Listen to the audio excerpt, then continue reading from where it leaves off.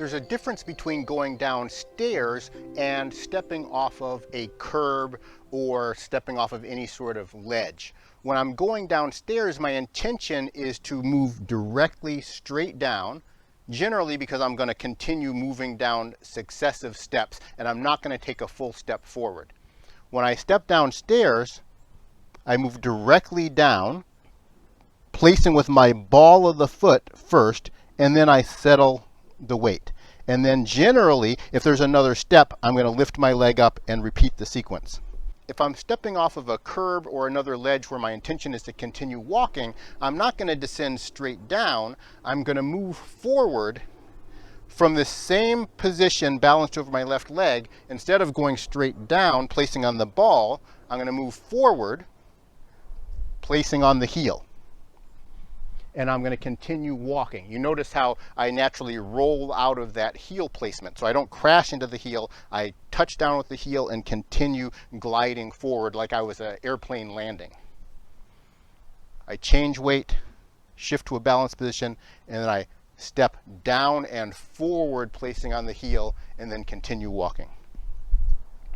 When going downstairs, I get that same balanced position and I move straight down and settle. The difference between the two movements is in the action of my core as I'm going downwards. When I step downstairs, I am rotating forwards with my upper spine, the thoracic spine, and I'm rotating backwards with my lumbar spine. That causes me to descend straight down. Forwards with my upper spine or the thoracic spine, and backwards with my lumbar spine as I descend. The backwards motion of the lumbar spine pulls my pelvis backwards, causing my leg to move straight down instead of forward, which is what happens when I step off of a curb. When I step off of a curb, instead of turning forwards on this side and backwards on the same side, I turn forward on this side and backwards on the left. When I turn backwards on the left, that essentially turns my pelvis forward on the right side, causing my leg to swing out rather than swing back. When my leg swings out, I end up moving forward and down, not straight down. Demonstrating again, walking off of a curb, and walking down a stair. You'll notice the arm swing is different because of the rotation of the body's different.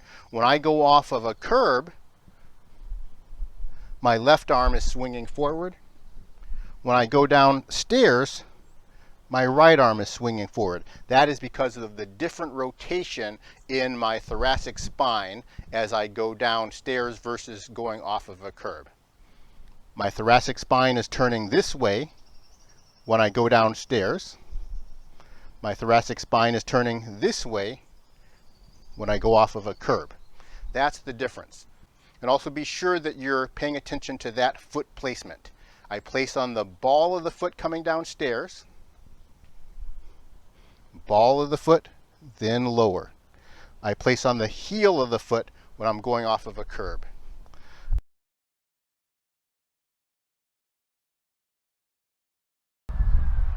In part one of this video on walking downstairs properly, we learned how to take a proper step straight down from a stair and the difference between that and stepping forward as if we were stepping off of a curb. In this part of the video, we're going to show how to continue walking downstairs, and it's going to really kind of help clarify what's going on with your core movement when you're walking downstairs, and it also is going to clarify how the body moves when we just move forward in a straight line. When I approach a staircase, I need to begin stepping forward, but then bring myself to this single leg balance position without continuing to have my spine move forward. It's obviously not going to be safe to have my spine launch itself off of the step as if I was just walking straight forward on level ground. when I am coming off of a staircase, I have to use my core in a way that stops the spine from moving. And that's getting to this single leg balance position where my upper torso and lower torso are both turning towards my standing leg. That's my left leg here, and my right leg is flexing.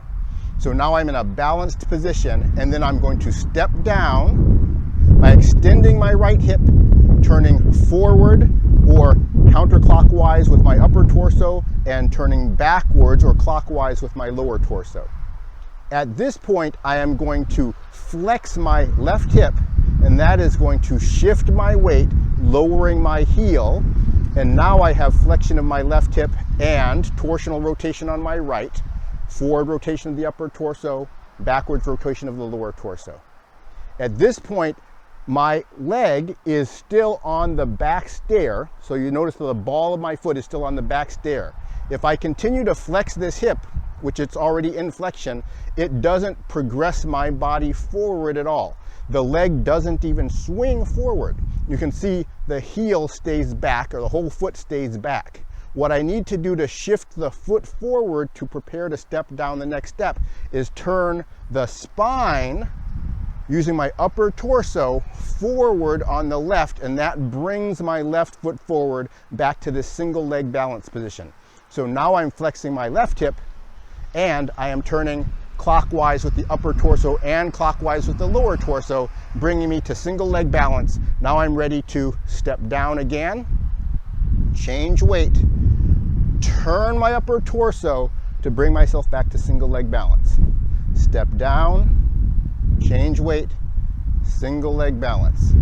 Step down, change weight, single leg balance. Step down, change weight. And then when I get to the bottom step, now I don't have to go to single leg balance again. I can now just step forward in a straight line. Let's practice again going off of that final step and then taking the step forward. I am going to single leg balance, I step down on the ball, and then now I lower the heel gradually by flexing my left hip. The faster I flex my left hip, the faster my heel is going to settle. If I flex my left hip very slowly, my heel will settle slowly. If I suddenly just lift my hip up, I will basically crash my heel into the ground. And really, we want to be minimizing impact on the foot and on the rest of the joints when we walk. So it's good to know that coordination of pulling that left hip up gradually to lower the foot down in a controlled process rather than hitting it down with gravity. That's all going to be controlled by the core rotation and the flexion of my left hip. Again, I'm going from extension of the right hip to flexion of the left hip. That is the difference between this position when my ball hits the ground and this position when my heel settles. It's the difference between the hip action on the right, extension, as I step down, and hip action on the left, flexion, as I settle the heel. Now, since I'm on the last step, I can continue to walk forward. I already have torsional rotation on my right side. My right upper torso is turning forward. My right lower torso is turning backwards. This is the same core position I have when I walk forward with my left leg naturally. But in this position, I have flexion in my left hip. The only thing I need to do to drive that step forward is now to lift forward, flexing my right hip, and that will continue to drive that walk forward. This is a great place to review the hip action that we use in normal walking because of the position we're in when we get to the bottom of the step and I flex my left hip, torsional rotation on the right. What do I do in order to step forward? A lot of people believe we're supposed to drive off of the standing leg hip by pushing it backwards. I disagree with that. I believe that we move forward not by pushing this leg backward with hip extension. We move forward by flexing this hip, basically pulling the body forward. You can practice this on your own by getting to this position after you step off of a stair, lower the heel. Now, if we extend my right hip, which means pushing my knee backwards, what happens is I almost fell down. I will travel backwards. That's not meant to do that from the bottom of the stair. I can't move forward by pushing my hip backwards at this point.